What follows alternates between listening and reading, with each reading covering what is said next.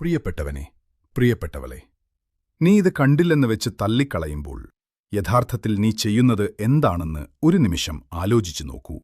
നീ ഒരു സന്ദേശത്തെയല്ല, മറിച്ച് നിന്റെ ഹൃദയത്തിന്റെ പ്രതിബിംബത്തെ തന്നെയാണ് കാണാൻ മടിക്കുന്നത്. നമ്മൾ തമ്മിലുള്ള ഈ അകലം സാരമില്ലെന്ന് നീ നിന്നെത്തന്നെ വിശ്വസിപ്പിക്കാൻ തുടങ്ങിയിരിക്കുന്നു. നമ്മൾ തമ്മിൽ അകന്നുപോകുന്നത് നിനക്ക് ദോഷം ചെയ്യില്ലെന്നും സൗകര്യമുള്ളപ്പോൾ എപ്പോഴെങ്കിലും മടങ്ങിവരാമെന്നും നീ കരുതുന്നുണ്ടാകാം.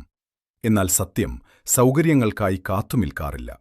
നിന്റെ നിശബ്ദമായ നിമിഷങ്ങളിലും നിന്റെ അശാന്തിയിലും നീ ആ മുന്നറിയിപ്പുകൾ അറിഞ്ഞു തുടങ്ങിയിട്ടുണ്ട്. നീ ചിരിക്കുമ്പോഴും തിരക്കുകളിൽ മുഴുകുമ്പോഴും നിന്റെ സന്തോഷത്തിന് പഴയ തിളക്കമില്ലെന്ന് നിന്റെ ഉള്ളം നിന്നോട് മന്ത്രിക്കുന്നുണ്ടാകാം. നിന്റെ ആത്മാവ് നൽകുന്ന ഒരു വിളിയാണത്.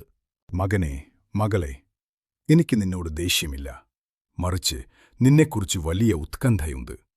ഉപേക്ഷിക്കേണ്ട കാര്യങ്ങളെ നീ ഇപ്പോഴും ചേർത്തുപിടിക്കുന്നു. നേരിടേണ്ട കാര്യങ്ങളെ ഭയന്ന് നീ ഒളിച്ചോടുന്നു. ഈ താമസം നിന്റെ ഹൃദയത്തെ അറിഞ്ഞോ അറിയാതെയോ മാറ്റിമറിക്കുന്നുണ്ട്.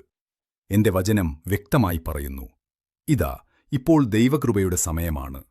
ഇതാ ഇപ്പോൾ രക്ഷാദിവസമാണ്.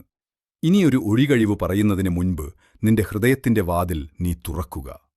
നിനക്കിപ്പോൾ തോന്നുന്ന ഈ വിങ്ങൽ നിന്റെ ഹൃദയത്തോടുള്ള എന്റെ കരുണയാണ്. വേദനകൾ നിന്നെ പാഠം പഠിപ്പിക്കുന്നതുവരെ കാത്തിരിക്കരുത്. നിന്റെ ഹൃദയം ഇപ്പോഴും സ്പന്ദിക്കുമ്പോൾ തന്നെ എന്നിലേക്ക് തിരിഞ്ഞു നോക്കൂ. കുറ്റബോധം നിന്നെ വേട്ടയാടുന്നതിനു മുൻപ് ആ സ്നേഹത്തിലേക്ക് മടങ്ങിവരൂ. നിന്നെ വിളിക്കുന്നത് നിന്നെ സ്നേഹിക്കുന്നതുകൊണ്ടാണ്. എന്നെ കാണാത്തതുപോലെ നീ കടന്നുപോകരുത്. നിന്നെ തിരികെ വിളിക്കാൻ വേണ്ടി ഒരുക്കിവെച്ച ഈ നിമിഷം പാഴാക്കിക്കളയരുത്.